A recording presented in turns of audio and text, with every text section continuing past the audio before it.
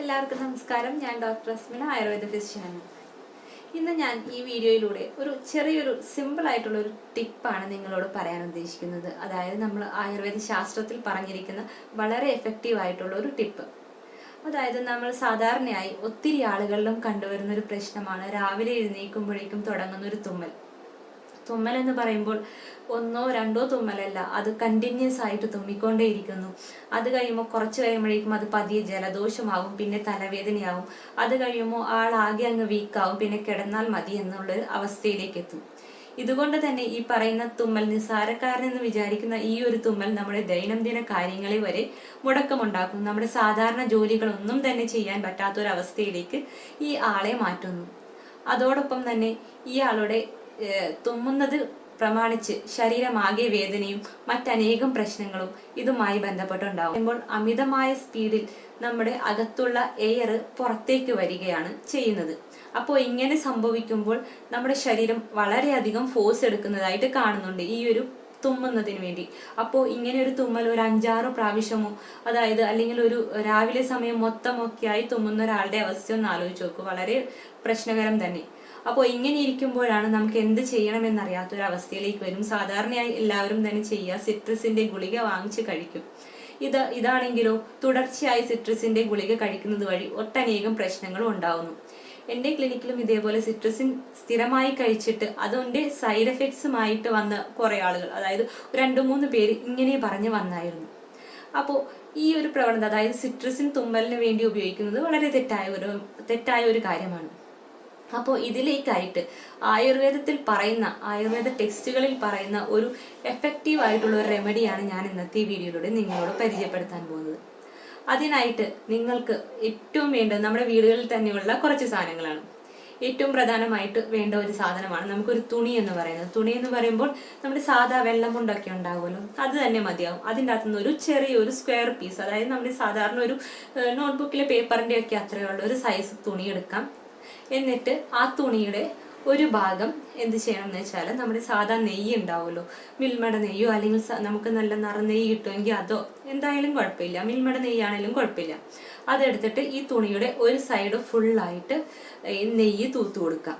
അതായത് ഈ തുണി, നമ്മുടെ ഈ സ്ക്വയർ പീസ് തുണിയുടെ ഒരു സൈഡ് ഫുള്ളായിട്ട് നമ്മൾ നെയ്യ് തൂത്തു കൊടുത്ത്, ഈ ബ്രെഡിലൊക്കെ നമ്മൾ ചീസ് പെരട്ടും പോലെ അങ്ങനെ അങ്ങ് തൂത്തു പെരട്ടും.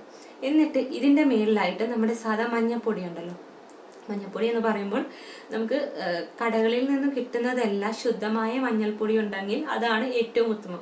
കടകളിൽ നിന്ന് ലഭിക്കുന്നതിനോട് അത്ര വലിയ ഒരു എന്താ പറയുക, ഔഷധ ഗുണം കുറവായിരിക്കും. അതുകൊണ്ട് നമ്മൾ ശുദ്ധമായി പൊടിച്ചെടുക്കുന്ന മഞ്ഞൾപ്പൊടി ജസ്റ്റ് ഒന്ന് സ്പ്രിങ്കിൾ ചെയ്ത് കൊടുക്കുക. അതായത് ഈ തുണിയുടെ എല്ലാ ഭാഗത്തും എത്താവുന്ന രീതിയിൽ ഈ മഞ്ഞൾപ്പൊടിയെ നമ്മൾ നല്ല രീതിയിൽ ഈ തുണിയിലേക്ക് സ്പ്രിങ്കിൾ ചെയ്ത് കൊടുക്കാം. എന്നിട്ട് വേണമെങ്കിൽ ഒന്ന് ജസ്റ്റ് വിരൽ വെച്ച് തന്നെ റബ്ബ് ചെയ്ത് എല്ലായിടത്തും എത്തിയിട്ടുണ്ടെന്ന് ഉറപ്പുവരുത്താൻ വേണ്ടിയിട്ട് നല്ലപോലെ ഒന്ന് റബ്ബ് ചെയ്ത് കൊടുക്കാവുന്നതാണ്. ഇപ്പം നിങ്ങൾക്കൊരു സംശയം വരും, എത്ര ക്വാണ്ടിറ്റി നമ്മൾ ഈ പറയുന്ന മഞ്ഞൾപ്പൊടി എടുക്കണം എന്നുള്ളത്. അത് നമ്മൾ എടുക്കുന്ന തുണിയുടെ ഒരു ഇത് അനുസരിച്ചിരിക്കും.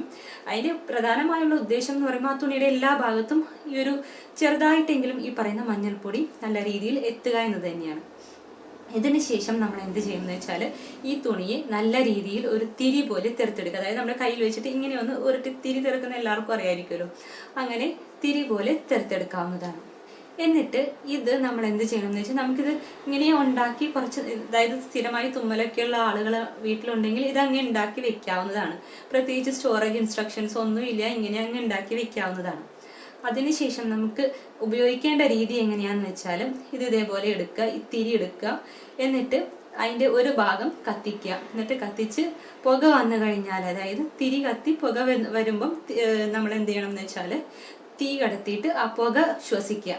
അപ്പോൾ ഇത് നമ്മൾ ഇവിടെ ഉണ്ടാക്കിയ ഒരു തിരിയാണ്. ഇതേപോലെ ഇരിക്കുന്ന സംഭവം ഇങ്ങനെ തിരി പോലെ ആക്കിയെടുക്കുക. ഇനി ഇത് എങ്ങനെ ഉപയോഗിക്കും നോക്കാം. ഇതിൻ്റെ ഈ ഒരു ഏതെങ്കിലും ഒരു തുമ്പ് ഭാഗം നമ്മൾ കത്തിക്കുക, എന്നിട്ട് പുക വന്നു കഴിയുമ്പം ഇത് നമുക്ക് ശ്വസിക്കാൻ എടുക്കാവുന്നതാണ്, വലിച്ചെടുക്കാവുന്നതാണ്. അതിനായിട്ട് നമ്മളിവിടെ ഈ ഒരു പേപ്പറാണ് എടുത്തിരിക്കുന്നത്. പേപ്പർ എന്ന് പറയുമ്പോൾ നല്ല കട്ടിയുള്ള കല്യാണ ലെറ്റർ പോലെയുള്ള പേപ്പർ എടുക്കുക. എന്നിട്ട് ഇങ്ങനെ കോൺ ഷേപ്പിലാക്കിയിട്ട് ഇതിങ്ങനെ വെക്കുക. എന്നിട്ട് ഈ ഇപ്പം നമ്മൾ കത്തിച്ച് കഴിയുമ്പോൾ ഇതിന്ന് പുക വരുമല്ലോ, അതിങ്ങനെ ഈ ഭാഗത്തായിട്ട് ഇങ്ങനെ വെച്ചു കൊടുക്കുക. അധികം കയറ്റി വെക്കരുത്. അങ്ങനെ വെച്ച് കഴിഞ്ഞാൽ എന്ത് പറ്റും എന്ന് വെച്ചാൽ, നമ്മുടെ മുക്കിലേക്ക് അമിതമായിട്ട് ഈ പറയുന്ന പുക വരും. അപ്പം നമുക്ക് ഭയങ്കര ബുദ്ധിമുട്ട് തോന്നും. അപ്പോൾ ഈ തുമ്പത്തായിട്ട് വെച്ചു കൊടുക്കാം. എന്നിട്ട് ഇങ്ങനെ ഒരു മൂക്ക് ഈ കൈ വെച്ചിട്ട് ഇങ്ങനെ അടച്ചു വെച്ചിട്ട് ഈ ഒരു മൂക്കിലൂടെ ഈ പുക എടുക്കാവുന്നതാണ്. അങ്ങനെ റിപ്പീറ്റഡ് ആയിട്ട് ചെയ്യുക. അതായത് ഈ മൂക്ക് അടച്ചു വെച്ചിട്ട് ഇങ്ങനെ പുകയെടുത്തു, അതിനുശേഷം ഈ മൂക്ക് അടച്ചു വെച്ചിട്ട് ഈ മൂക്കിലൂടെ പുകയെടുത്തു, അങ്ങനെ റിപ്പീറ്റഡ് ആയിട്ട് കുറച്ചു നേരം ചെയ്യാവുന്നതാണ്. അതുവഴി പറയുന്ന തുമ്മൽ പോലുള്ള എന്നുവെച്ചാൽ ഏറ്റവും ബുദ്ധിമുട്ടേറിയ തുമ്മൽ പോലും വളരെ പെട്ടെന്ന് തന്നെ മിക്കവാറും ഒറ്റ പ്രാവശ്യം തന്നെ ചെയ്യേണ്ടി വരാറുള്ളൂ. അങ്ങനെ ചെയ്യുന്നതിലൂടെ തന്നെ നിങ്ങൾക്ക് ആശ്വാസം ലഭിക്കുന്നതാണ്.